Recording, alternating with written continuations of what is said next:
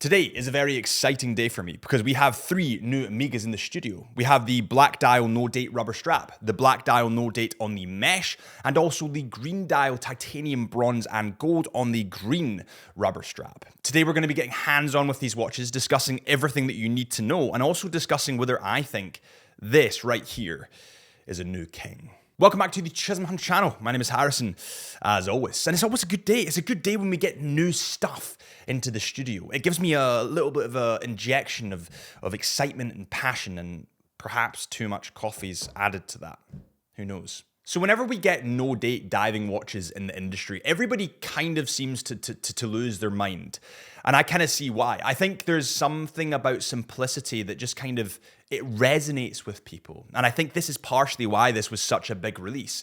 It is quite simple. They've only changed a couple of details, which we'll go over in this video, but it makes it cleaner. It makes it more simplistic. And I think in simplicity lies longevity. And that's what all of us want here in the watch industry, especially the luxury watch industry. We want a watch to live forever. Anyway, I've rambled far too much. Let's start with the green dial. So there's quite a few differences on the green dial than the other two or three, if you want to include the silver variant.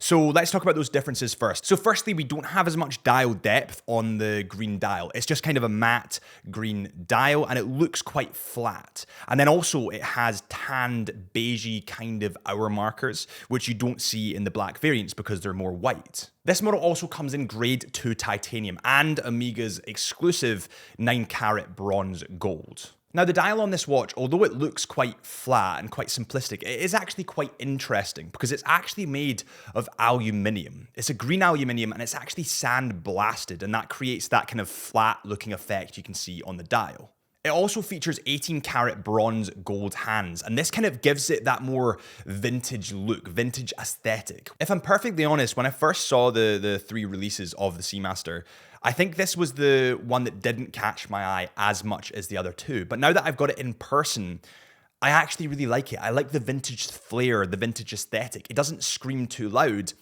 but it still looks just absolutely great. It's funny how something can grow on you like that. This watch comes in at 42 millimeters in diameter, 13.8 millimeters in thickness. The lug to lug is 49.7 millimeters, and between those lugs, you've got 20 millimeters. This watch is water resistant to 300 meters. It has domed sapphire crystal glass, which is a point of difference from my Seamaster that I have on at the moment that actually has flat sapphire crystal glass. And that's partially where the thickness is coming from, because it does look that little bit more vintage. It does feed into that vintage vibe, and that's why it is that little bit thicker. While I'm talking about the sapphire crystal glass on these watches being domed, there's a really nice effect you get, a kind of glossy, milky effect when you hold the watch in the light, when it starts to catch the dial, that you don't get in flat sapphire crystal glass. It's a very vintage thing. It's a very watch snobbery kind of thing that I have, that I like, that nobody will notice apart from us watch enthusiasts. But it does look great, and it's something you get in this watch that you don't get with this. The rubber strap is absolutely phenomenal. I actually much prefer the rubber strap to the mesh that's on the black one, the black Seamaster that we can see at the moment. I've gone through lots of iterations of straps on my Seamaster. I've gone through the NATO, I've gone through the rubber, and I've gone through the bracelet. And the rubber, for some reason, always wins. It's the most comfortable. It doesn't raise the head like a NATO strap does and make it look that little bit thicker.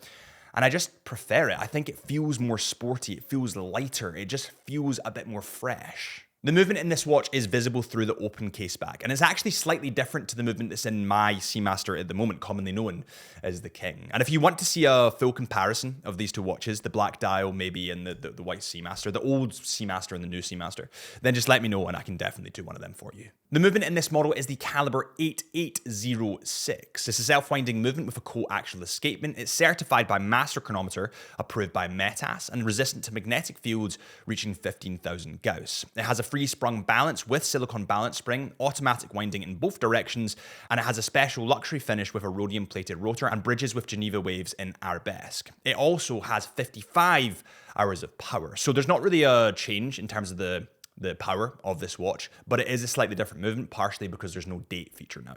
This watch, being a fully functioning diver, just like the rest of them, has a unidirectional rotating bezel. And let's have a listen, shall we? Oh, it's subtle. It's clean. Oh, I'm such a nerd. That's awesome. Maybe it's the difference in the metal type there, but I'm getting very prominent clicks. Woo! That's nice. Now, this watch does still have those splashes of red, the same as the white dial Seamaster that I have on my wrist at the moment. On the second hand, or the end of the second hand, you can see that splash of red. On the Seamaster text, you can also see that splash of red. But then everything else is that little bit more dulled down, that little bit more vintage. And you can actually see this on the bezel of this watch. So the bezel's in a really, really dark green color. It's almost in black, which actually the renders online make it look more green than it is, I would say. I'd say it's a lot more dark than the renders give it credit for. It's actually a lot more. There's a thing in the watch industry, you always need to get a watch on the wrist because the renders online look nothing like they do in person. It's bizarre. But the bezel on this watch is actually in matte, so it's a lot more dulled down. It doesn't reflect the light quite as much as the glossiness of my Seamaster at the moment. And actually, the more that I look at the matte bezels, the more that I like them. I actually kind of wish my Seamaster had a matte bezel in black now that I'm looking at this. It's funny, when you hold the black and the green together, both of these new Seamasters, you can really tell the weight difference. It's weird to have a Seamaster so light, even though it has a gold alloy on it. But anyway, let's get on to what I think is going to be the new king. Let's get on to the black dial. So you have two variations of this new watch. You either have the rubber strap, which I've got in my hand. I've been totally biased and just picked this one, or you have the mesh bracelet. Both are very, very good and give different aesthetics. However, personally, I would go with the rubber strap. It's just my personal favorite. Now, this watch comes in pretty much exactly the same specs as the green, but let's just rattle through them really quick so that you know. This comes in at 42 millimeters in diameter, 13.8 millimeters in thickness. The lug to lug is 49.7 millimeters, and it comes in at 20 millimeters between those lugs. It also has water resistance of 300 meters. It has that domed crystal, which definitely adds a lot to the thickness. It has that new movement, and it's just in a different metal type. So it's in stainless steel, and the stainless steel running down the lugs is highly, highly polished. Now that kind of accentuates those lines and makes it look a lot more reflective. It almost looks white in certain lights, which just looks absolutely unbelievable. This is a bit, I would compare this a little bit to the Black Bay monochrome. It is literally monochromatic, if that's even a word. Let me know in the comments if that's a word. I'm not sure if it is, but it doesn't have any color on it, right? It is black and white. And I think that's part of the attraction. It's so simple. It's almost too simple. And that means it would last a very long time.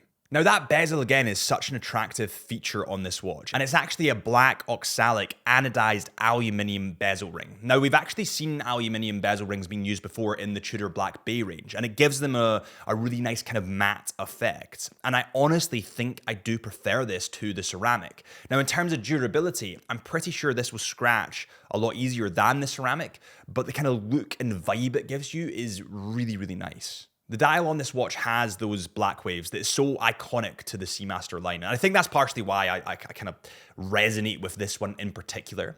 But the waves are very different to mine. They're a lot smaller, they're a lot more condensed. And maybe it's just a new shiny toy, but I think I might prefer them. The watch industry is so difficult. It's so difficult. I feel like I just spend all my money. Now, when you actually put these watches on the wrist, I would say that they don't wear as big as you would think. And I think there's a couple of reasons for that. One being the darker aesthetics. Typically, we wear darker clothes to camouflage size. For example, if I'd gained a little bit of weight, I might put on a black shirt like I have at the moment, because it's Christmas time and I'm eating lots of food. Whereas in summer, when we want to show off our bodies a little bit, we go with white. It looks a little bit bigger. So the dark aesthetic definitely adds to the fact it looks a little bit smaller than it actually is. And also, something about the matte bezels on these watches seem to make them look just that little touch smaller. They don't catch the light quite as much. They don't look like they have as big a presence, even though they technically do. The Superluminova on both of these models is big, bright, and bold, and I absolutely love it. The hands are those skeletonized hands that are a love or hate for a lot of people. Personally, I really like them. I like the fact you can still see through to the dial detail through the hands and also read the time. This is a weird thing, but it's kind of my thing. So skeletonized hands, I love it.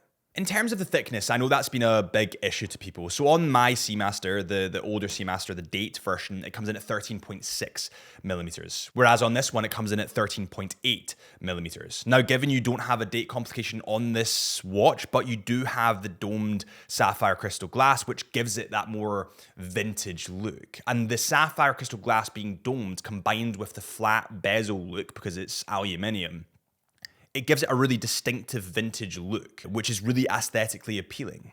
Now, I know that thickness is a huge thing, and I know that a lot of people are upset about the thickness, but if I'm totally honest, when it's on the wrist, I don't really mind it. It doesn't really have that much of an impact on me, and purely because I've been wearing this watch on the NATO strap for so long, the NATO slides under the watch, so it pushes it off the wrist, it pushes the head up.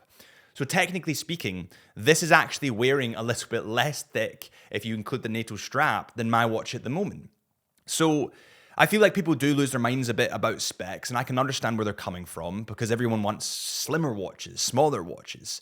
But when you want a vintage vibe, sometimes there's got to be a sacrifice there. And I don't think the thickness takes away from this watch in any way, especially when it's on the wrist. And I would urge you guys to just try it on. And if it is too thick for you, then fair enough, but definitely try it on. Now, there is a bit of a price difference between these models. So when we look at the Seamaster date rubber strap, it comes in at $5,300. But when we look at this watch with the rubber strap, again, not the mesh strap, it comes in at $5,600. But then when we look at the titanium version of this watch, the more precious metal version of this watch, it actually comes in at £9,400. And by the way, before I move on, the titanium on this watch, when you reflect it in the light, it has a different kind of hue to it than stainless steel. It's kind of more dulled down.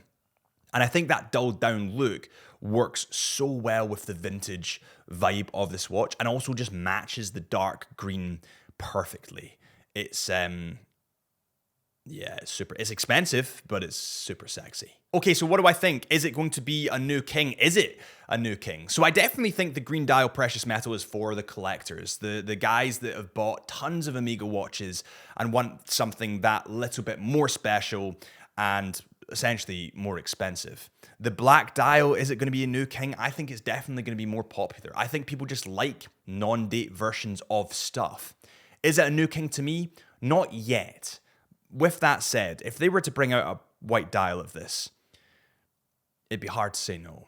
And on that note, thank you guys so much for watching. If you have enjoyed, please hit that subscribe button or follow our Instagram at Chisholm Hunter Watches, or my Instagram at HB Lifelens, or our podcast at Instamind Podcast. And I'll see you guys real soon.